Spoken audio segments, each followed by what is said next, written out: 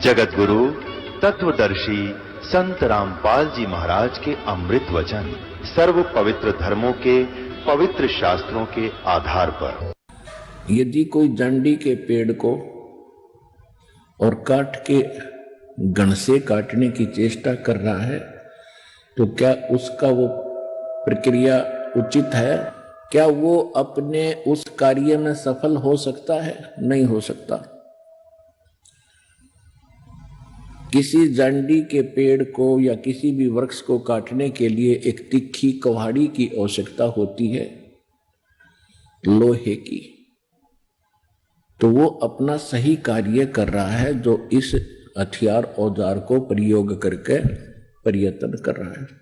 आप जी वो सच साधना कर रहे हैं जिससे परमात्मा प्राप्ति होती है, और जिस साधना के करने से पूर्व में बहुत से महापुरुषों को परमात्मा प्राप्ति हुई है।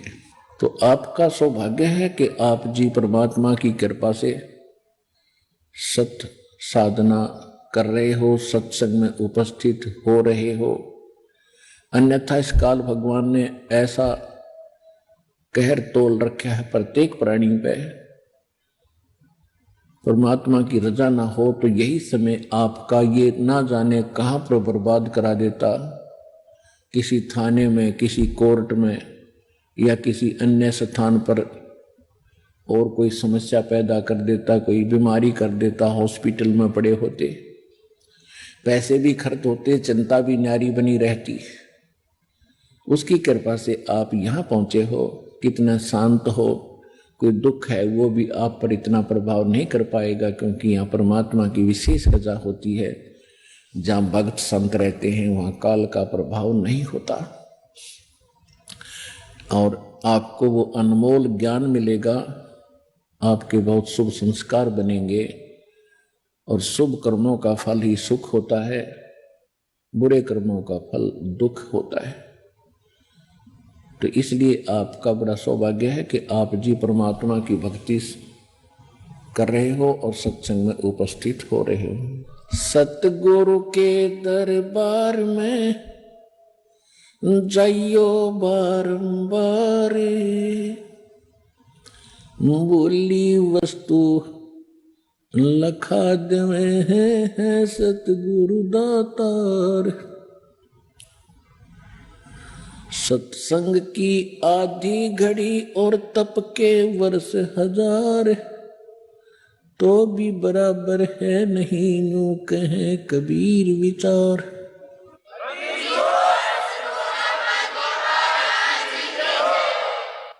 संत मिलन को चालियो तज माया अभिमान, जो जो कदम आगे रखे वो है यज्ञ समान।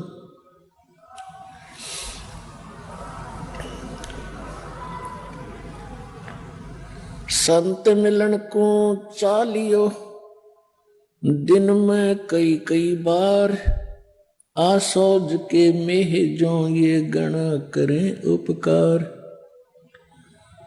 कबीर दर्शन संत का परमात्मा आवे याद, लेखे में वो ही घड़ी बाकी का समय बर्बाद।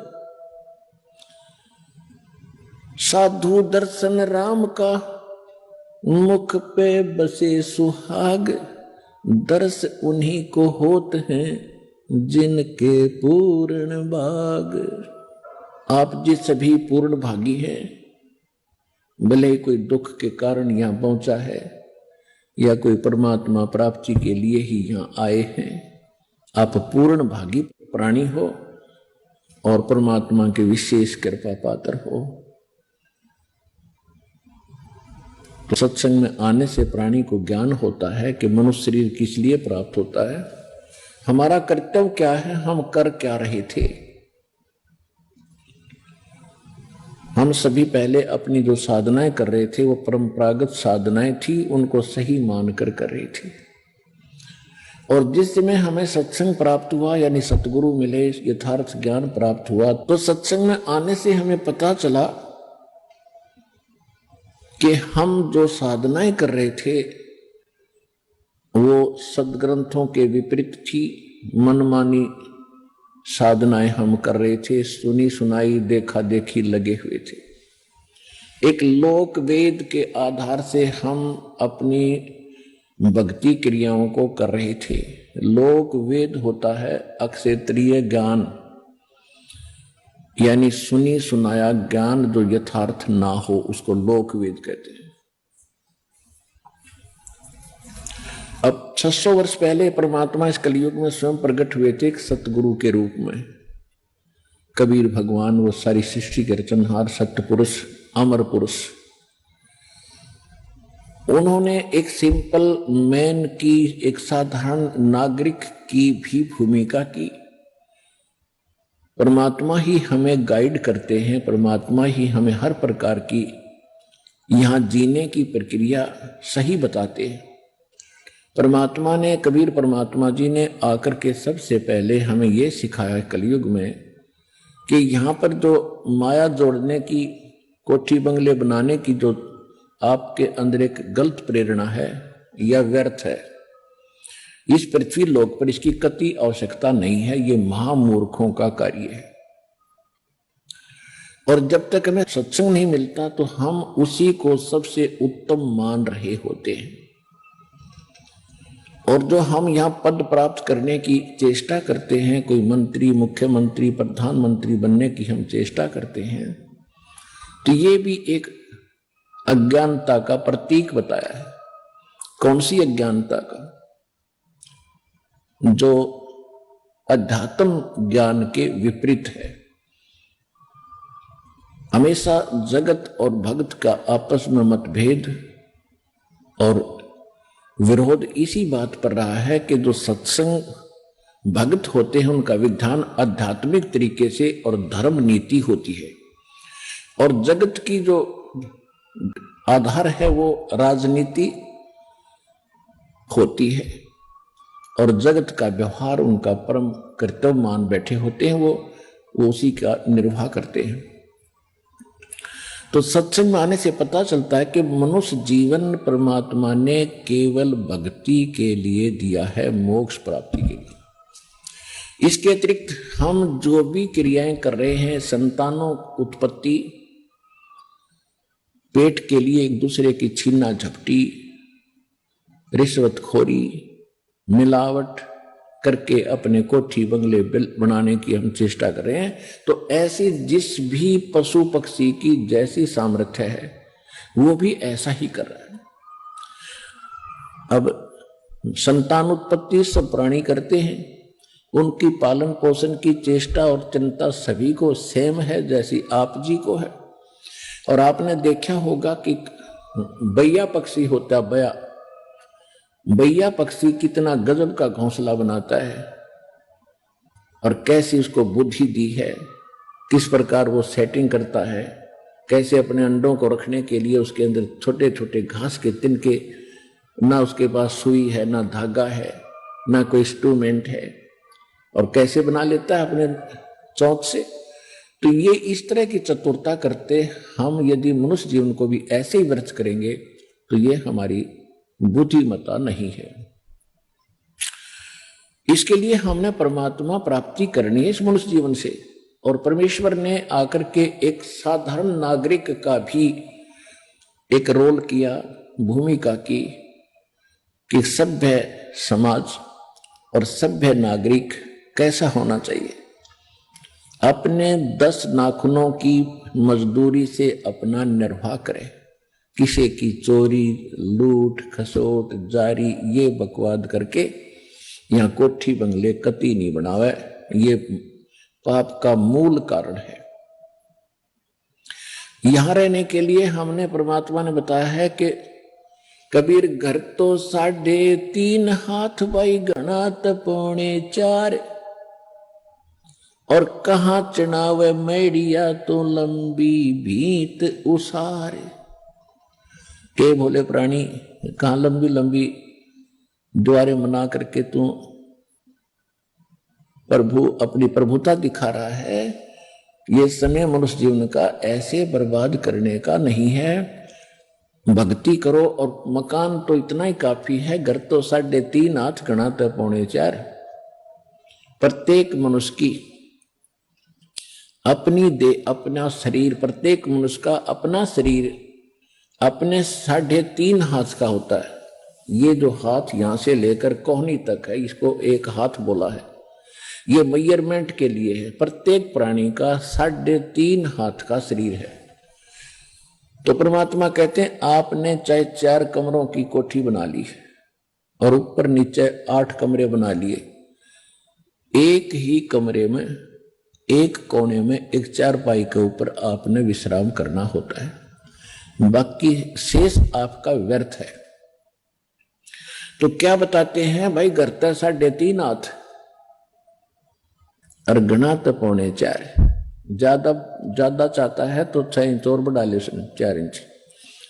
कहने का भाव ये है कि मिनिमम कम से कम ये मकान आदि के ऊपर आप समय व्यर्थ कम से कम व्यतीत करो, लगाओ, और ज्यादा समय परमात्मा की भक्ति में, परमात्मा की चर्चा सुनने में और अपने सतलोक जाने की हमेशा टेंशन बनी रहे। जो चिंताएं हमने यहां पाल रखी हैं ये व्यर्थ की हैं और ये स्वाभाविक है जब तक हम भगवान की शरण में नहीं आते। जिस समय हम परमात्मा की शरण में आ जाएंगे तो जो यहाँ की टेंशन है कुछ तो ज्ञानता मिट जाएगी और फिर भगवान की भक्ति होने से वो दुख जो प्रारब्ध का है वो अपने आप खत्म हो जाएगा। तो परमात्मा ने स्वयं आकर के एक झोंपड़ी में रहा करते थे, झोंपड़ी में, और सारी सृष्टि के रचने वाले एक शब्द से वो एक जबरदस्त महल बना सकते थे। एक वचन से दूसरा सेकंड नहीं लगना था उनको। तो ये महल तो भगवान वहां छोड़कर आए हैं जो सर्व सुख थे कबीर भगवान को सतलोक में। यहां तो हमें एक ऐसी भूमिका करके दिखाई है कि बच्चों यदि तुमने भक्ति करनी है और तुम्हारी अकल ठिकाने आगी है कि ये गंदा लोक है, ये काल का लोक है, यहाँ रोजाना हाहाकार मची है, कोई मर रहा है, कोई खप रहा है और एक का भी सांस का भरोसा नहीं, दूसरी सेकंड में के बिजली गिर जाए, चाहे प्रधानमंत्री चाहे राष्ट्रपति हो सारी पृथ्वी का। तो क्या जीवन है यहाँ पर, ये क्या प्रभुता है आपकी? यह भूल पड़गी। इस भूल को मिटाने के लिए परमात्मा ने स्वयं ही हमारे तरह एक जीवन जीकर दिखाया ताकि हम कम से कम अपने भगवान का अनुसरण करके अपनी इन बकवादों को कम कर सकें जो हमने समाज से ग्रहण कर रखी है। यदि भक्त और जगत की जैसी ही क्रियाएं करता रहेगा वही कर्म करता रहेगा तो भगत नहीं है। एक विद्यार्थी है और एक बच्चा विद्यार्थी है, एक बच्चा पढ़ नहीं रहा, स्कूल नहीं जाता, वैसे ही बकवाद करता फिरता है, कभी गधों पर बैठकर घूम रहा है, कभी वृक्षों पर चढ़कर छलांग लगा रहा है, कभी कहीं भाग रहा है, कभी कहीं धक्के खा रहा है या कोई शराब पी रहा है, कोई ताश खेल रहा है। तो यदि विद्यार्थी वो कर्म करेगा तो वो पढ़ेगा कैसे? विद्यार्थी का वो काम नहीं है, वो तो उसका काम है जिसने अपने कर्म फोड़ने हो। इसी प्रकार आप एक दीक्षित भगत होगे, आप विद्यार्थी होगे भगवान के पाने की उस यूनिवर्सिटी के, उस स्कूल के, आप जी ने वो क्रिया करनी पड़ेगी जो भगत की यानी विद्यार्थी की होती है और अन्य समाज चाहे कुछ भी कर रहा है उस पर आपका ध्यान नहीं जाना चाहिए। कोई कोठी बनाता है बनाने दे, कोई डीजे बजाता है बजाने दे, फोड़न दे करण मुसन अपने, कोई शराब पीता है चौधरी पाक के अंडे। आपके भगवान के ज्ञान के आधार से आपको आपके और उसके भविष्य की तुलना करनी चाहिए। क्या बताते हैं? 3 लोक का राज जीव को जय कोई दे, लाख बधाई क्या करे जय नहीं नाम तेने। यदि 3 लोक का भी कोई राजा बन जा, यदि वो भक्ति नहीं कर रहा है तो धिक्कार है उसके जीवन को। राम रटत निर्धन भला भाई टूटी घर की छान, वो सुंदर महल किस काम के जा भक्ति नहीं भगवान। परमात्मा कहते हैं कि भगवान की भक्ति करने वाला वो भक्त परमात्मा को बहुत प्रिय है और बहुत ही धनवान है वो भक्ति मार्ग में, जिसकी झोंपड़ी की चाहे ऊपर की छत भी टूटी हो लेकिन भक्ति कर रहा हो। और जो भक्ति नहीं कर रहे वो चाहे आलीशान महलों में रह रहे हो, उनका भविष्य कुछ भी नहीं है। आज कोठियों में रहते हैं, जनता में उनकी खूब शान है, शौकत है, और कल भाई की मृत्यु होगी, वो कुत्ता बनकर उसी कोठी के बाहर बैठा होगा, गली के अंदर चाट ले उस कोठी ने। अब के काम आई, वो सारी उम्र असंख्य ना जाने कितने वर्षों, हजारों वर्षों, लाखों वर्षों तक धक्के खाएगा। एक 10-20 वर्ष के लिए कोठी बना के इसमें चौधरी पा के, और उसमें रहता कितने समय है वो व्यक्ति। पुण्यात्माओं, आप जी ने परमात्मा के द्वारा दिए गए ज्ञान पर अमल करना पड़ेगा। ये बातें कहन सुनन की नहीं, ये कर पाड़न की है। ये मैंने कह दिया, आपने सुन ली, भाई बहुत बढ़िया सत्संग करा गुरु जी ने, नहीं, ये आपने अमल लानी पड़ेगी, अमल में लानी पड़ेगी, तब आपका कल्याण संभव है। अब परमात्मा स्वयं भी एक कुटिया में रहते थे, अपने हाथ से कपड़ा बुनकर। पुण्यात्मा विचार करो, एक थान बनाने में एक पतले से धागे को ऐसे डालना, फिर ऐसे डालना, फिर ऐसे डालना, एक दिन में कितना बना पा सकता है? ज्यादा से ज्यादा 1.5 फुट 2 फुट। और परमात्मा ये काम करते थे और उसी से जो मेहनताना मिलता था उससे निर्वाह करते थे। और फिर भी अगर बच जाता था तो उसका दान करते थे, पुण्य में लगाते थे। तो हमें वो इसलिए शिक्षा दे रहे हैं कि आप परमात्मा की सारी क्रियाएं को अपनाओ जो भगवान पाने में सहयोगी हैं। दान भी करो, चाहे विश्व से कितने निर्धन हो, उसी से निकाल कर कुछ दान जरूर करो। जैसे आप जब इस ज्ञान से पूर्ण रूप से परिचित हो जाओगे इस मार्ग से, तो फिर आप आनाकानी नहीं कर सकते दान करने में। कैसे? जैसे एक किसान जब फसल बीजनी होती है, जैसे गेहूं का समय आ गया और उसके पास इतना गेहूं है कि परिवार का गुजारा ही मुश्किल से होगा खाने का, तो वो क्या करता है? वो ये नहीं देखता कि अब क्या करूंगा, कैसे बीजूंगा, बच्चे क्या खाएंगे। इसको अगर बीज दिया तो उसको इतना पता है अगर नहीं बीजूंगा तो फिर कति भूखा मर जाऊंगा, आगे भी कुछ नहीं होगा। तो वो चाहे उसने उधार लेकर किसी से बीजना पड़े, वो बीज जरूर बीजेगा। और उसके बीजने के बाद भी फिर बहुत सा काम है, वो सारे खर्च भी करेगा और फिर उसके बाद देखो वो मालो माल हो जाएगा।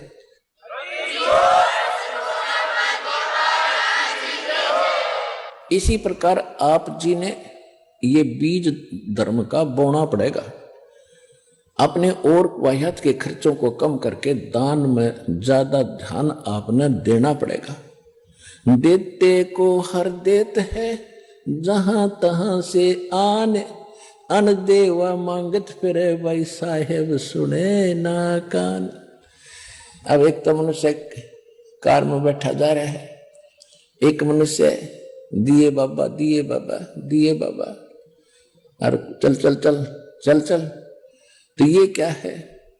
उसने पहले दान किया जो आज सुख से जीवन जी रहा, जो यहाँ का सुख है। अरे जिसने दान धर्म किया नहीं, मनुष्य जीवन भी मिल गया, भक्ति उसके पास नहीं, मांगता फिरता है। कहते हैं देते को हर देत है जहां तहां से आन, और ना दिया फिर मांगते फिर यो, भगवान सुने नहीं कान।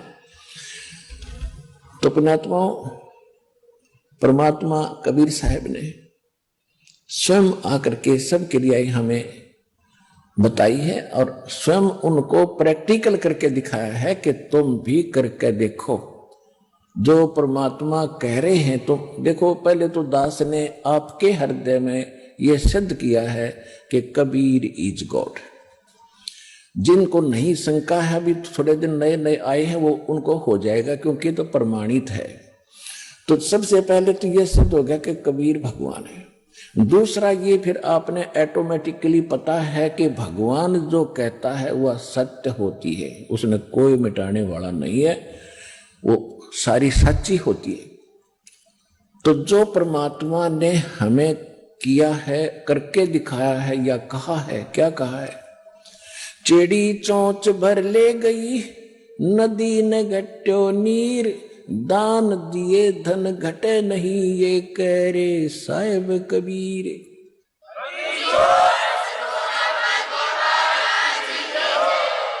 परमात्मा अपने दस्तक कर रहे हैं कि मैं कह रहा हूं दान देने से धन नहीं घटता, पर कैसे दान करे?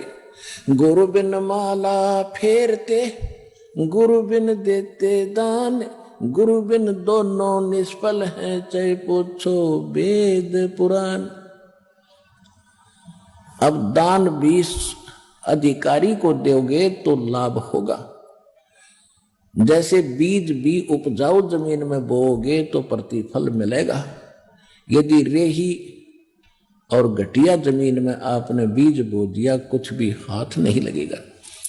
तो गुरु बिन माला फेरते, गुरु बिन देते दान, गुरु बिन दोनों निष्फल हैं, से पूछो वेद पुराण। यानी पूर्ण संत के बिना पूर्ण भक्ति आप नहीं मिली, और आप भक्ति भी कर रहे हो और दान भी नकली संतों को कर रहे हो, तो उससे कोई लाभ आपको नहीं होगा। तो दान भी अधिकारी को करे, और दान देने से धन नहीं घटता, ये भगवान कह रहे हैं। उदाहरण के लिए परमात्मा ने बहुत सी प्रैक्टिकल करके दिखाए। हम परमात्मा से क्या मांगते हैं? बहुत ज्यादा धन हो, कोठी हो, कोई फैक्ट्री लग जाए भगवान, और परमात्मा कहते हैं परमात्मा से ये मांगो। कबीर साहब कहते हैं, साईं इतना दीजियो जा मैं कुटुंब समावे, हम भी भूखे ना रहे अतिथि न भूख हो जाए। परमात्मा कहते हैं मेरे से इतना मांग लो, अरे इसमें सब कुछ आ गया भक्तों, सब कुछ आ गया। जा मैं कुटुंब समावे, साईं इतना दीजिए जा मैं कुटुंब समावे, यानी रिक्वायरमेंट ऑफ द फैमिली, परिवार की आवश्यकताएं पूरी हो और हम भी भूखे ना रहें, और कोई अतिथि द्वार पे आवे दाता वो भी भूखा ना जाए। सब कुछ मिल गया। आवश्यकता जो परिवार की, भगवान को खूब पता है इस बच्चे को किस चीज की आवश्यकता है। हम अननेसेसरी मांगते हैं कोई चीजें जिनकी आवश्यकता नहीं है, तो परमात्मा आपको नहीं देगा, और उनको आप ये मान लेते हो कि हमें कोई लाभ नहीं हो रहा। जैसे छोटे बच्चे होते हैं आपके, आपको उन बच्चों से पहले पता है गर्मी में कौन सी पोशाक लानी है, सर्दी में कौन सी लानी है। अब इसको दूध पिलाना, बच्चा तो पता भी नहीं दूध कब पिएगा कि ना पिएगा, खाना खाने की भी नहीं चिंता, वो तो खेलता ही रहता है। माता पिता जबरदस्ती उठा कर लाते हैं, बेटा खाना खा, बेटी खाना खा, और ये कपड़े पहन, जुराब पहन, जूते पहन, जर्सी पहन, और फिर जा खेले। तो इस प्रकार भगवान के आप बच्चे हो गए, आपका जन्म हो गया इस परमात्मा के घर पे। परमात्मा का घर ये सत्संग है। जिस दिन आपने यहाँ नाम लिया है बेटा या बेटी भगवान के होगे तुम, उस दिन से आपका जन्म है, डेट ऑफ बर्थ है। उसके बाद आपकी जीवन उम्र गिनती होगी। तो कोई तो किसी का तो आज ही जन्म हुआ है, दीक्षाली है, किसी का कल, किसी का परसों, ये नवजात बच्चे हैं, और किसी ने 6 महीने, किसी को वर्ष हो गए, किसी को 2 वर्ष, कोई 10 वर्ष के भी हो गए। तो ये सभी भगवान के बच्चे हो गए। परमात्मा ने अपने बच्चों की खुद चिंता है, इनको किस चीज की आवश्यकता है, और वो आप मांगोगे और वो अनुकूल है तो भी देगा, और ना मांगोगे तो भी देगा। ये भगवान है, इसका सब पता है।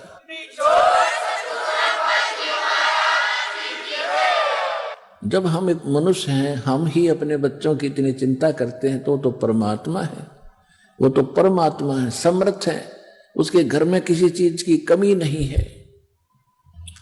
साईं के दरबार में कमी काहे की ना, अंसा मौज नहीं पावता तेरी चौक चाकरी मां। कि इस कबीर भगवान के दरबार में, समर्थ के दरबार में किसी वस्तु की कमी नहीं है, अभाव नहीं है। और यदि आपको परमात्मा नहीं दे रहे हैं तो आपकी कोई चाकरी में चूक है, आपकी कोई श्रद्धा भावना और सेवा में कोई कमी है, उसकी त्रुटि पूरी करो, फिर क्यों ना मिलेगा। दूसरी बात यह होगी कि उसकी आपको आवश्यकता नहीं है और आप अननेसेसरी वस्तु मांग रहे हैं तो भी भगवान आपको नहीं देगा। अब जैसे कोई हाई ब्लड प्रेशर का मरीज और हलवा खान की कह गणाएं खिला दे तो डॉक्टर अलाउड नहीं करे, कतई नहीं देगा उसको, चाहे खुश रहे और चाहे रो, क्योंकि उसको मारना नहीं उसको। इसी प्रकार परमात्मा वो वस्तुएं आपको नहीं देगा जो आपके भक्ति मार्ग में आपको हानि करे। अब जैसे परमात्मा ने आकर के शुरुआत में ये ज्ञान दिया, वो क्या बताया करते थे, एक सतगुरु की भूमिका भी परमात्मा ने की, कबीर भगवान ने एक अच्छे नागरिक की कि अपना करके खावे और किसी का ले तो देवे भी, अपना 10 नाखूनों की कमाई से काम करे, उससे अपना निर्वाह करे, घर में भी सुख, शरीर में भी सुख और भक्ति भी प्रफुल्लित घनी होगी। तो परमात्मा ने एक तो ये रोल किया, दूसरा ये किया कि वो सतगुरु हैं, वो सारी सृष्टि के पालनहार हैं और वो जगत गुरु हैं, पूरी सृष्टि को, विश्व को सत्य ज्ञान, सतगुरु हैं, सच्चा ज्ञान देने वाले गुरु हैं, वही है, भगवान ही हो सकता सतगुरु। ये बाकी नकली अपने बेशक सतगुरु लिखे रहे, वो सतगुरु नहीं, जिनको ज्ञान नहीं, सच्चा ज्ञान ही नहीं, सच्चा मार्गदर्शक नहीं वो, तो सतगुरु कहां से हो गया। तो उस सतगुरु की भूमिका भी वही करते हैं क्योंकि वो उनके विधान में है। वेद बताते हैं परमात्मा ऊपर रहते हैं सतलोक में, वहां मनुष्य दृश्य है, राजा के समान वहां एक सिंहासन यानी तख्त पर बैठे, अनंत कोट ब्रह्मांड के संचालक, कंट्रोलर यानी महाराजा के पद पर वो विराजमान है। जैसे हम सुना करते कि दिल्ली के तख्त पर, सिंहासन पर फलाने राजा इतने दिन रहा, वो इतने दिन रहा, तो ये तख्त मीन एक सिंहासन अर्थात एक राजपद। तो परमात्मा महाराज पद है, वो सतलोक में रहते हैं, वो सारी सृष्टि के संचालक और कंट्रोलर हैं, वो सब के मालिक हैं। वहां सिंहासन पर सिर पे मुकुट है मालिक है, ऊपर बहुत सुंदर सफेद छत्र बना हुआ है, एक बहुत बड़े गुम्बद के अंदर, जैसे बहुत सुंदर मंदिर नहीं कह सकते, मंदिर की तो चोटी नो कर दे ऊपर तक, वो ऐसे गोल गोल सी ऐसे ही होती है गुम्बद। एक बहुत बड़े गुम्बद में, सफेद गुम्बद में मालिक बैठे हैं। और फिर यहां आते हैं वो 3 स्थिति से, 3 प्रकार की स्थिति से हमारी सभी केयर टेक करते हैं, देखभाल करते हैं। एक शरीर जो ऊपर परमात्मा बैठे हैं, एक रोमकूप में करोड़ सूर्य मिला दे, एक रोम बोलते हैं बाल को और रोमकूप बोलते हैं जहां बाल उगया है, इसको रोमकूप कहते हैं। तो शरीर के एक बाल में करोड़ सूर्य मिला दे, करोड़ चंद्रमा, इतनी रोशनी एक बाल की, एक रोम की। ये तो मालिक का इतना सुंदर और तेजोमय शरीर वहां पर है।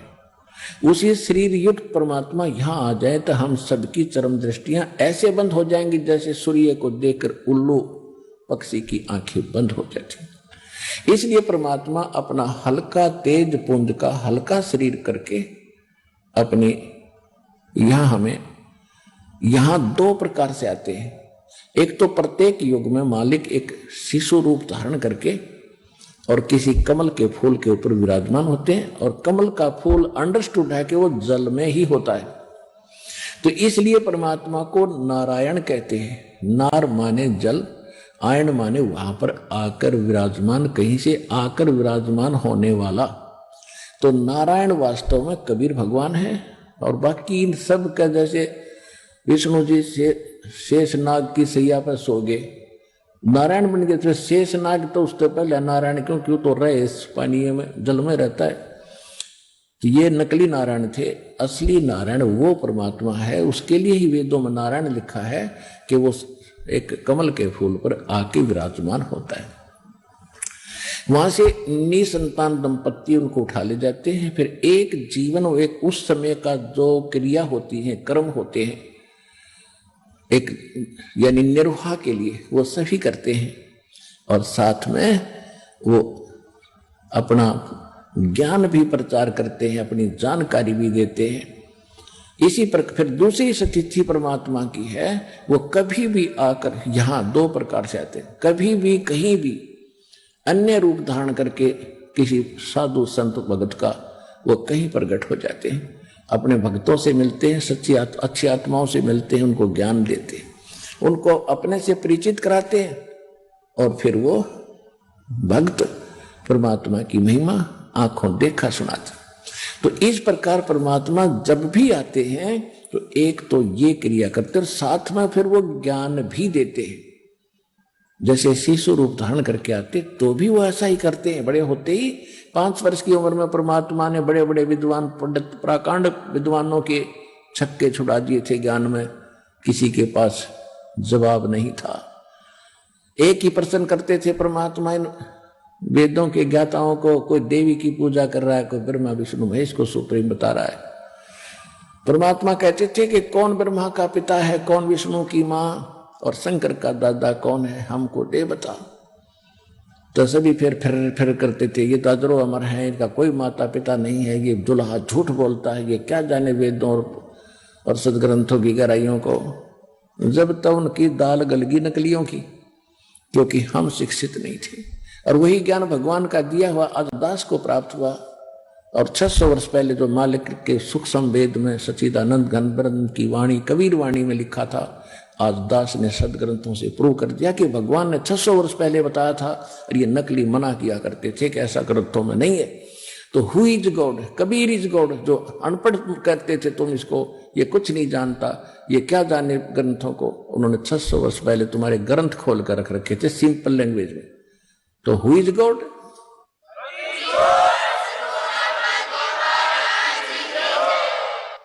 तो उस समय परमात्मा, क्योंकि परमात्मा तो परमात्मा ही होता है, उसमें किसी भी प्राणी के प्रति भेदभाव नहीं होता।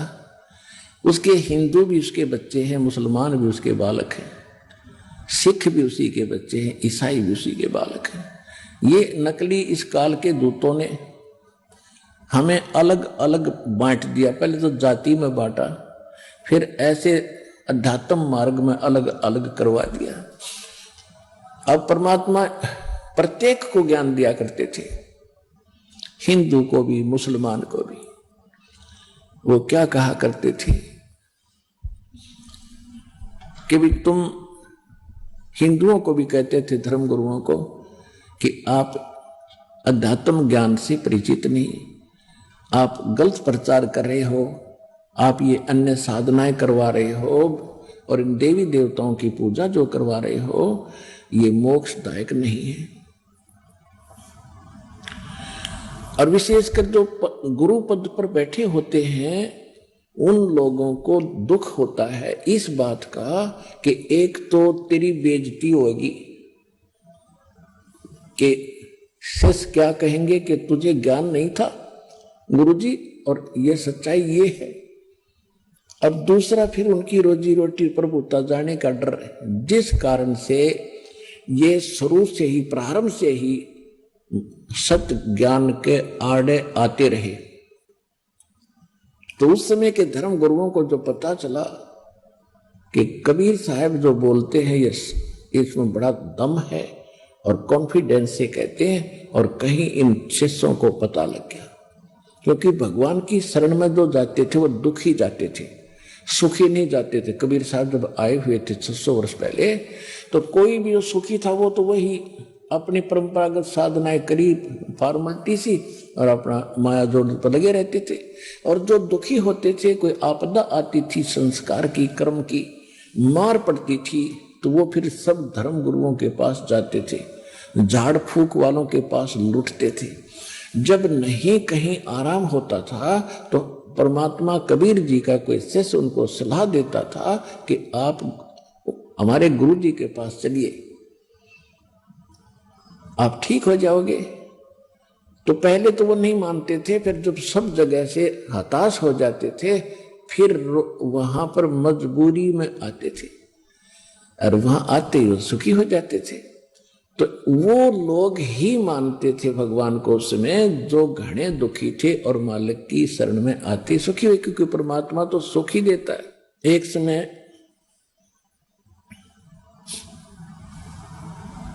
एक ब्राह्मण परिवार जिसकी 2 लड़के 2 लड़कियां थी और वो बहुत ही कर्म की मार से, प्रारब्ध के संस्कार से घना दुखी था।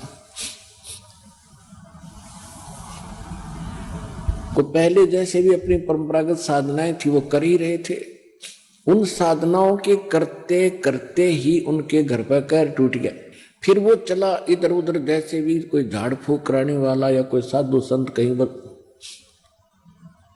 किसी ने बता दिया कि वहां ठीक हो जाते हैं, वहां तालाब में नहाने से ठीक हो जाते हैं, वहां ऐसा हो जाता है, तो उसने वो भी सारे जंतर मंतर कर करा लिए और कहीं लाभ नहीं हुआ। और वो ब्राह्मण स्वामी रामानंद जी के शिष्य थे। उन्होंने उस स्वामी रामानंद जी से भी अपनी सारी क्रियाएं कर ली जो उन्होंने संकट निवारण के लिए बताई थी। एक दिन परमात्मा कबीर जी 5 वर्ष की आयु में रामानंद जी को के साथ उनकी गोष्ठी हुई थी, जो आपको बहुत बार बता रखी है, लेकिन आज विषय दूसरा है। उसके बाद परमेश्वर, वो जो ब्राह्मण था वो रामानंद जी का पहले से ही शिष्य था, बचपन से ही, और उसके बाद भी उसकी इतनी बुरी हालत हो गई थी। एक दिन वो ब्राह्मण फिर गया हुआ था, उधर से परमात्मा कबीर जी भी उस स्वामी रामानंद जी के पास उस आश्रम में विराजमान थे। अब स्वामी रामानंद जी परमात्मा को देख चुके थे, सतलोक सचखंड में जाकर वापस आ चुके थे, और फिर वो कहते थे कि उन्होंने वैसे शिष्य बनाने बंद कर दिए थे। परमात्मा कबीर साहिब की जो उस लीला से परिचित हुए थे, लेकिन परमेश्वर कबीर जी ने कहा था कि आप अभी गुरु पद पर बने रहो, अभी इसको डिस्क्लोज ना करो, बंद ना करो, नहीं तो हमारा सारा काम बिगड़ जाएगा। क्योंकि आने वाले समय में लोग ये कहेंगे कि कबीर जी का कोई गुरु नहीं था, आप मेरे गुरु बने रहो। तो परमात्मा ने दृढ़ता से कहा था और प्रतिज्ञा जो आई थी, तब रामानंद जी विवश होकर फिर गुरु पद पर बने हुए थे। और कबीर जी भी जाते थे, उधर से रामानंद जी के कुछ दुखी सुखी शिष्य भी आते थे। तो वो ब्राह्मण रामानंद जी के पास गया। रामानंद जी ने कहा, रामानंद जी से उसने अर्जी की कि महाराज, आप जी ने मुझे जो भी क्रियाएं बताई थी मैंने सारी कुछ कर ली, और घर में दुख ज्यों का त्यों बना हुआ है। स्वामी रामानंद जी ने कहा कि भाई विपर, ये आपके प्रारब्ध का कर्म है, यानी आपकी किस्मत में लिखा हुआ है, और ये कभी समाप्त नहीं हो सकता। भाई भक्ति अपना करता रहे और कर्म भी भोगने से ही समाप्त होगा। उसने प्रमाण भी दिए कि एक समय शुक्राचार्य यानी राक्षसों के गुरु से प्रहलाद ने पूछा था, उसने भी यही बताया था कि भाई कर्म तो राजा भोगने से समाप्त होते हैं, और ये प्रतीक समझ ले, आपके ऊपर दुख आया है तो आपके पाप कम हो रहे हैं, आपको सुख प्राप्त है तो आपके पुण्य खत्म कम हो रहे हैं। इसी प्रकार देवताओं के गुरु ने भी यही ज्ञान दिया था कि कर्म तो भोगने से ही कटेंगे, पुण्य भी भोगने पड़ेंगे और पाप भी। तो इस तरह शिक्षा देकर, दीक्षा देकर के उस दुखी व्यक्ति को वो संतुष्ट करने की चेष्टा स्वामी रामानंद जी कर रहे थे। तो परमेश्वर कबीर जी सुन रहे थे। परमेश्वर कबीर जी ने कहा कि स्वामी जी, और साथ में और भी कई विद्वान ब्राह्मण आए हुए थे, कुछ श्रोता भी बैठे जाते थे दर्शनार्थ, अन्य विद्वानों के भी विचार सुनने के लिए। तो परमेश्वर कबीर जी ने कहा खड़ा होकर के, हे गुरुवर, आपका दास एक प्रश्न करना चाहता है। हाँ करो बच्चा, करो। भगवान के परमात्मा का विधान है वेद, और वेद में जो लिखा है वो सारा सत्य है। आप स्वयं भी प्रचार करते हैं, हाँ बिल्कुल सत्य, वेद में जो लिखा भगवान का विधान है बिल्कुल सत्य। तो परमेश्वर ने कहा कि यजुर्वेद अध्याय नंबर 8 के मंत्र नंबर 13 में ये स्पष्ट किया हुआ है कि चाहे कितना घोर कष्ट भी हो, कितना दुख हो जीव का, भगवान की सत्य भक्ति से वो समाप्त हो सकता है। अब रामानंद जी ने घोट रखे थे वेद पर, याद नहीं थे मंत्र। ये यही बीमारी पड़ी रही कि हम कहते वेद पढ़ने पर भेद न जान, ये बातें पुराने 18, हर फिर जड़ पत्थर की पूजा करेंगे, भूल गए सिरजनहारा। तुमने वेद खाक पढ़े, क्या वेद पढ़े जब तुम फिर पत्थर की पूजाएं पर लगे हुए हो? तुमने वेद पढ़ा नहीं। गीता और भागवत पढ़े ना बुझे शब्द ठिकाने नु। गीता और भागवत पढ़ते हैं, जो वास्तविक ज्ञान है, यथार्थ भक्ति मार्ग है, उनका वास्तविक अर्थ क्या है, इसकी तरफ किसी का ध्यान नहीं। तो स्वामी रामानंद जी ने उसी समय यजुर्वेद खोला, क्योंकि संस्कृत में थे, हिंदी नहीं हुई थी, पढ़ के रख दिया चुप करके। क्योंकि भगवान के सामने ये कहे, उस समय तो वो ठीक हो चुके थे, तो कहा ये देख लिया कि सचमुच ऐसा वेद में लिखा है। तब कहा कि ऐसा कौन सी विधि है जिससे ये पाप कटते हैं? परमात्मा ने कहा कि वेद यजुर्वेद अध्याय नंबर 40 के मंत्र 10 में ये भी कहा है कि कोई तो परमात्मा को संभवात कहता है। संभवात माने जन्म लेने वाला, जैसे श्री राम, श्री कृष्ण, अन्य अवतार जो 8-9 मानते हैं, ऐसा। असंभवात होता जो कभी जन्म नहीं लेता, अजन्मा है। लेकिन इसकी सही जानकारी तत्वदर्शी संत बताते हैं, उनसे सुनो। तो वेद में लिखा है तो सही, लेकिन उसका समाधान इनकम्प्लीट है, और वो मेरे पास है, मैं उसको ही दूंगा जो मेरा शिष्य बन जाएगा।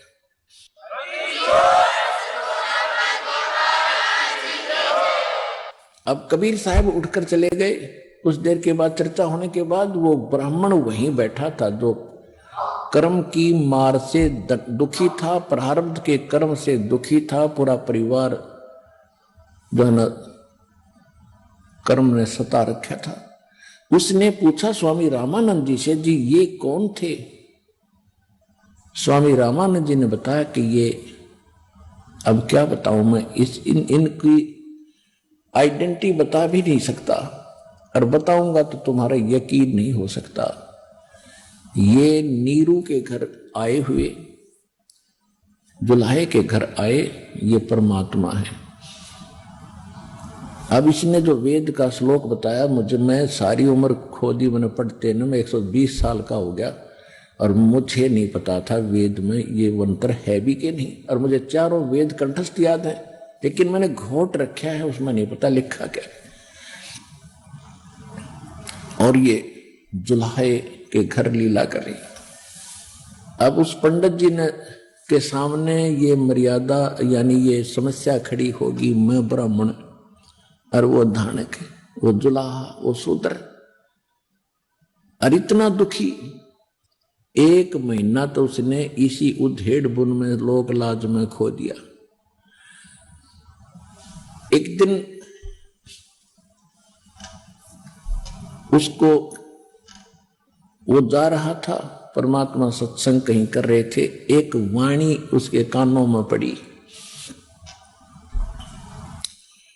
कुलकर्णी के कारण, लोक लाज के कारण ये हंसा गया बिगो, तब ये कुल क्या कर लेगा जब तू चार पाया का हो।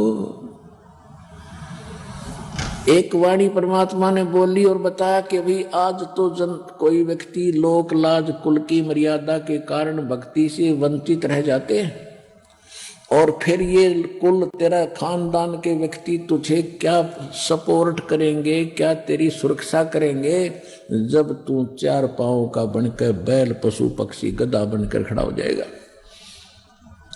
इसलिए भक्ति कर लो, ये समय थोड़ा है। उसी समय उसकी बुद्धि पर जो पड़ी हुई वह मिट्टी थी हट गई और सत्संग में आकर बैठ गया। अब सत्संग में आने के बाद फिर उसने बहुत से विचार सुने हैं। वहां बैठे भक्त कुछ थे 50-100, उनने बताया कि मैं ऐसा दुखी था, मैं ऐसा दुखी था, मैं ऐसा दुखी था, मैं ऐसे ठीक हो गया, बड़ी दया करिए। तो परमात्मा उतरे। अब उस ब्राह्मण की अकल ठिकाने आई, भगवान के चरणों में गिर गया। परमात्मा ने कहा, भाई देखो विपर जी, भक्ति करो, मैं मंत्र दूंगा, मैं कोई झाड़ फूक नहीं करता, मैं आशीर्वाद देता हूं, आशीर्वाद से मैं अपने कोटे से कुछ राहत तुम्हें दूंगा। भगवान की शक्ति तेरे अंदर यानी कुछ पुण्य तेरे पर डालूंगा, उसके बाद तूने भक्ति करनी पड़ेगी और भक्ति से लाभ होगा। जो मंत्र मैं दूंगा वो पाप नाशक होगा, आपके प्रारब्ध के कर्मों का भी नाश कर देगा। तो उस भक्त ने नाम लिया, उसको तो उसी से में राहत महसूस हुई।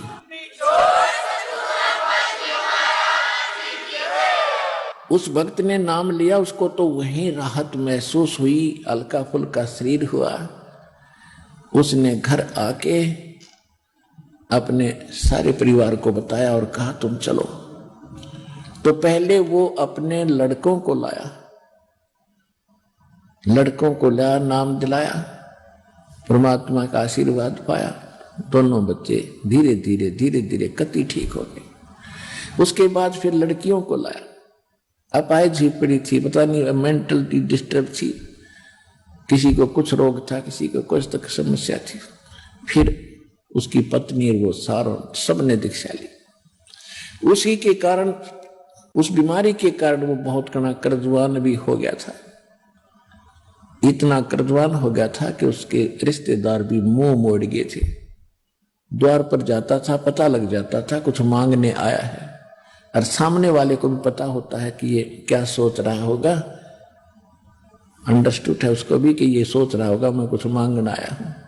तो उसकी नजर में भी अंतर हो जाता है, रिश्तेदार भी दूर हो जाते, भाई भी दूर हो जाता, माँ बाप भी हरकत थोड़े से ढीले पड़ जाते हैं, आपत्ति ऐसी बुरी होती है। तो इसलिए हमने परमात्मा की आवश्यकता है जो उसमें सारे ही गुण हैं। तुमेव माता च पिता, तुमेव बंधु च सखा, तुमेव विद्या च द्रविण, तुमेव सर्व मम देव देव।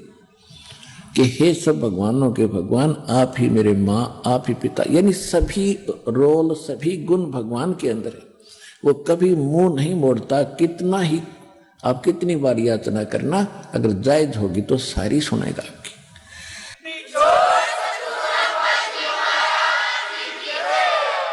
वो कति सुखी हो गया, और भगवान को क्या देर लगे है, सच्ची भक्ति करने वाले के साथ रहता भगवान। जो बच्चा गौ की नजर में, यो साईं को संत, और भक्तों के पीछे फिरे वो भक्त वत्सल भगवंत। आपके ऊपर मालिक की ऐसी दृष्टि रहेगी जैसे गाय चारा चर रही होती है और बच्चा बंधा हुआ होता है, तो कोई अन्य पक्षी पशु उसके पास आता है तब मां गाय दौड़ कर आती है उसकी सुरक्षा के लिए, एक नजर अपने बच्चे पर रखती है। तो इसी प्रकार कहते हैं जो बच्चा गौ की नजर में, यो साईं को संत, यानी अपना जो भक्त, आपने दीक्षा ले ली, आप आज से भगवान के बच्चे होगे और आपके ऊपर ऐसी नजर रहेगी भगवान की जैसे गाय अपने बच्चे पर रखती है और काम करते करते। आइए अब हम उन श्रद्धालुओं के अनुभव जानते हैं जो जगत गुरु तत्वदर्शी संत रामपाल जी महाराज जी से दीक्षा प्राप्त कर चुके हैं तथा उनके द्वारा बताए गए भक्ति मार्ग पर चल रहे हैं। नमस्कार सर। नमस्कार सर। सर क्या नाम है आपका? सर मेरा नाम राहुल मणि है जी। राहुल जी आप कहाँ से हैं? सर मैं जिला सहारनपुर से बिलोंग करता हूँ जी और सहारनपुर का निवासी हूँ जी, मूल निवासी सहारनपुर का हूँ जी। राहुल जी, संत रामपाल जी महाराज से नाम दीक्षा आपने कब ली? 2 तारीख 6 महीना 2014 में ली है जी, संत रामपाल जी महाराज जी से उपदेश जी। राहुल जी, संत रामपाल जी महाराज से नाम दीक्षा लेने से पहले क्या आप कोई भक्ति साधना भी करते थे? जी सर, पहले मैं साधना करता था जी। हमारी जो परिवार के जो हमारे जो सगे बाबा जी है, सेवाराम जी गुरु जी के नाम से उनको जानते हैं जी गांव वाले, तो उनके द्वारा बताई हुई कबीर साहिब की हम साधना करते थे जी। और फिर वो थोड़ा सा रविदास के बारे में भी हमें साधना बताते थे, तो उन साधनाओं से मतलब हमें संतुष्टि नहीं हो पाई जी। फिर मैं निरंकारी मिशन में गया जी। निरंकारी मिशन में थोड़ा सा देखा मैंने, 2 साल रह गए, वहाँ पर भी मुझे कोई संतुष्टि नहीं हुई जी, क्योंकि ये आत्मा परमात्मा को हर समय खोजने में लगी रहती है जी। तो उसके बाद जी फिर मैं हनुमान जी की साधना करी है जी, और हनुमान जी की साधना मैंने 6-7 साल लगातार करी है जी, और बड़े तन मन धन से साधना करी है जी हनुमान जी की। सर जी, जब मैं बालाजी की साधना किया करता था तो सहारनपुर से मैं बाइक से कई बार बालाजी के दर्शन करने के लिए राजस्थान तक गया हूँ, और उन्होंने मुझे कई बार दर्शन भी दिए हैं। तो हनुमान जी की साधना करते करते कई साल तक हुए, तो हमें किसी भी तरह का कोई लाभ नहीं मिला जी। सर फिर आप संत रामपाल जी महाराज की शरण में कैसे आए? सर मैं संत रामपाल जी महाराज जी के शरण में इस प्रकार आया कि मैं सहारनपुर में रेंट के मकान में रहा करता था। तो हमारे पड़ोसी है एक अरुण भगत जी। मैंने बोल दिया कि चलो भाई ठीक है अरुण भगत जी, मैं आपके साथ चल पड़ता हूँ और देख लेते हैं चल के, अगर मुझे अच्छा लगेगा तो मैं उपदेश ले लूंगा, नहीं लगा तो मैं वापस आ जाऊंगा, कोई दिक्कत नहीं। तो जी वहां पर मैं आश्रम के अंदर गया, मुझे बिल्कुल सब कुछ अच्छा लगा जी, और मैंने सबसे पहले मैंने उपदेश ही लिया जी। बाद में फिर संत रामपाल महाराज जी के दर्शन हुए जी, फिर हम इस प्रकार हमने उपदेश लिया जी और हम फिर घर पर आए जी। सर संत रामपाल जी महाराज से नाम दीक्षा लेने के बाद आपको क्या लाभ प्राप्त हुए? हाँ जी सर, सबसे पहले तो संत रामपाल जी महाराज जी से उपदेश लेने के बाद तो मेरी आर्थिक स्थिति बहुत बढ़िया हुई जी। उससे पहले तो हमारी आर्थिक स्थिति बहुत वीकली थी, और जो मेरी पत्नी है उन्होंने चैलेंज मुझे किया था कि भाई अगर मैं संत रामपाल दास जी महाराज जी से उपदेश जब ले सकती हूँ अगर संत रामपाल दास जी महाराज मेरा मकान बना दे। तो संत रामपाल दास जी महाराज जी ने सबसे पहले तो हमारा मकान बनाया जी। उसके बाद फिर मेरी जो पत्नी है, 2 बेटी है हमारे पास में, और बेटा नहीं था जी।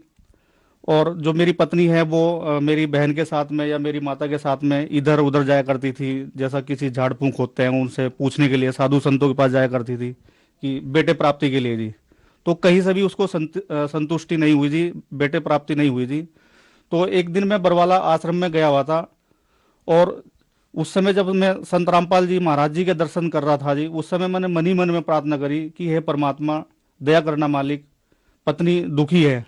तो मालिक ने सुनी है जी, और एक संतान प्राप्त हुई है जी, बेटा बिल्कुल हष्पुष्ट है जी, बिल्कुल जी, आज 5 साल का हो गया है जी। और एक दिन वो घर के आंगन में खेल रहा था जी, ऊपर छत पे चले गया जी खेलता खेलता, और छत से नीचे फर्श पे गिर गया जी, और फर्श पे गिर के उसको जरा से भी खरोच नहीं आई जी बच्चे पे जी, बिल्कुल भी। तो सबसे बड़ा तो हमें ये लाभ मिला जी। उसके बाद एक बार मैं देहरादून में काम कर रहा था जी, तो देहरादून में काम करते समय जो इलेक्ट्रिक जो बोर्ड होते हैं, उन बोर्ड के अंदर एक मशीन होती है जिसको सप्लाई बोलते हैं जी। उस सप्लाई के मैं कनेक्शन कर रहा था, तो कनेक्शन करते समय पेचकस लाइन से टच हो गया जी, और जो पेचकस की आगे की जो नुकीली नोब होती है जी, वो लाइट से कट के नीचे गिर गई जी, और मुझे जरा सा भी कुछ नहीं हुआ जी। सेम यही चीज दोबारा मसूरी में मेरे साथ दोहराई गई जी। मसूरी में मैं ऐसा ही काम कर रहा था अपनी टीम के साथ में, वहां पर भी एक 11,000 की लाइन थी जी, और काम करते समय जिस समय हम स्ट्रक्चर को ऊपर उठा रहे थे, तो उठाते समय वो 11,000 की लाइन में टच हो गया जी।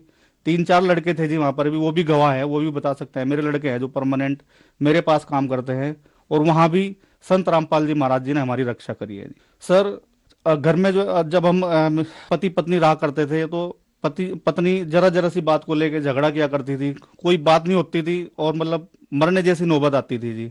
कई बार तो मैंने ये भी सोचा कि मैं आत्महत्या कर लूं, लेकिन ये भी मैंने संत रामपाल जी महाराज जी से प्रार्थना लगाई और वो दिन है और आज का दिन है जी, कोई किसी भी तरह का कलह क्लेश नहीं है जी हमारे घर में जी। एक लाभ मुझे और मिला है जी कि जो मेरी टीम है, मेरे पास में कम से कम 20-25 लड़के परमानेंट काम करते हैं उत्तराखंड में, और मैं उनको उत्तराखंड के हरिद्वार, ऋषिकेश, मसूरी और देहरादून, ऐसा कोई सा बार नहीं होगा जहां पर मैं उनको ड्रिंक नहीं कराता था। लगभग उनको मैं एवरीडे शाम के टाइम 5 बजे ऑटोमेटिकली मेरे मन में कीड़ा काटना शुरू हो जाता था कि चलो भाई आज बैठते हैं। और लड़कों, मैं खुद नहीं ड्रिंक करता था, लेकिन मैं अपने लड़कों को कम से कम डेली 5,000 रुपये की ड्रिंक कराया करता था जी, काम के चक्कर में, क्योंकि कमा के तो वही देते थे लड़के। तो उनको मैं डेली ड्रिंक कराने के चक्कर में वहां भी मैं लॉस में जाता रहा जी। उसके कारण क्या हुआ कि उनके साथ में जैसा मैं बैठना शुरू हो गया तो मुझे भी थोड़ी सी लत लग गई जी। मैंने बियर पी है उनके साथ में बैठ के जी, और मेरे सर में मसे जैसे हो गए थे जी पूरे सर में। तो मेरी पत्नी को इस चीज़ की टेंशन होगी, क्योंकि वो सर में से धीरे धीरे फेस के ऊपर मसे आने शुरू हो गए थे जी। और पत्नी कहने लगी अगर जी ये तो फेस पर जाएंगे, फेस बुरा लगेगा। लेकिन मुझे वहाँ भी संत रामपाल जी महाराज जी पे पूर्ण विश्वास था और मैंने प्रार्थना करी, और वो मेरे मसे, मुझे नहीं पता आज कहाँ है कहाँ नहीं, भी वो गायब हो गए जी बिल्कुल जड़ से। सर लाभ तो वैसे तो रोजाना मिलते रहते हैं जी। सर क्या काम करते हैं आप? सर मैं एक बिजनेसमैन हूँ जी, और उत्तराखंड में बिजनेस करता हूँ जी। सर आप एक पढ़े लिखे व्यक्ति हैं, बिजनेसमैन हैं, और संत रामपाल जी महाराज के बारे में यह धारणा है कि उनसे उनके अनुयायी अंधश्रद्धा के तहत जुड़ते हैं। सर हम आपसे जानना चाहेंगे, क्या ये बात सही है? जी नहीं, बिल्कुल ये गलत है जी। आज समाज शिक्षित है, सब बच्चे और बड़े सब एजुकेटेड है। आप एक बार जितनी भी हमारी होली बुकें हैं या हमारी धर्म ग्रंथ है, आप उनको एक बार खोल के देख सकते हो। आप फिर खुद निर्णय करेंगे कि उनके अंदर क्या लिखा हुआ है। तो ऐसा कुछ भी नहीं है कि कोई भी मतलब व्यक्ति अंधश्रद्धा के द्वारा संत रामपाल दास जी महाराज जी से जुड़ जाएगा जी। सब विश्वास के अनुसार जुड़ते हैं जी। सर पहले आप निरंकारी पंथ में थे, फिर आपने संत रामपाल जी महाराज को अपना गुरु बनाया। अक्सर ये कहा जाता है कि गुरु नहीं बदलना चाहिए, गुरु बदलना पाप है, क्या ये बात सही है? जी नहीं, गुरु बदल सकते हैं। अगर मान लिया मुझे कैंसर है और मेरी फला डॉक्टर से वो कैंसर ठीक नहीं हो रहा, तो क्या मुझे डॉक्टर बदलना नहीं पड़ेगा? डॉक्टर बिल्कुल बदल सकते हैं। जहां मेरा कैंसर ठीक होगा तो वहां उस डॉक्टर को मैं बदल सकता हूं। तो ऐसा नहीं है, जहां लाभ मिलेगा वहां आदमी जा सकता है। और मुझे संत रामपाल जी महाराज जी से लाभ मिला है, इसलिए मैं संत रामपाल जी महाराज जी की शरण में आया हूँ जी। सर जो दर्शक आज आपको टीवी पर देख रहे हैं, आप उनको क्या संदेश देना चाहेंगे? सर संदेश तो मैं क्या दूंगा जी, उनसे हाथ जोड़ के विनती करूंगा कि मानुष जन्म दुर्लभ है, मिले ना बारंबार, तरवर से पत्ता टूट पड़ा बहुर ना लगता डार। इसलिए समय बहुत कम है, और सभी मनुष्यों से मेरी विनती है, आत्माओं से मेरी विनती है कि जल्दी से जल्दी संत रामपाल जी महाराज जी की शरण में आओ और अपना मोक्ष कराओ। सर अब आखिरी सवाल आपसे, संत रामपाल जी महाराज की शरण में कैसे आ सकते हैं? सर कई राष्ट्रीय चैनलों पे सत्संग आते हैं संत रामपाल जी महाराज जी के, तो उन चैनल के नीचे पट्टी चलती है जी, और उस पट्टी पर आश्रम के नंबर आते हैं जी। उन नंबरों के ऊपर आप फोन करके मालूम कर सकते हैं और संत रामपाल जी महाराज जी से जुड़ सकते हैं जी। धन्यवाद सर। सत साहिब जी।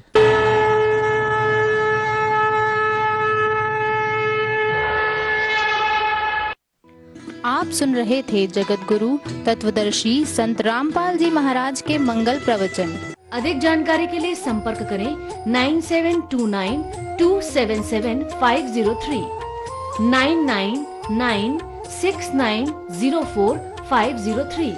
हमारी वेबसाइट है www.jagatgururampalji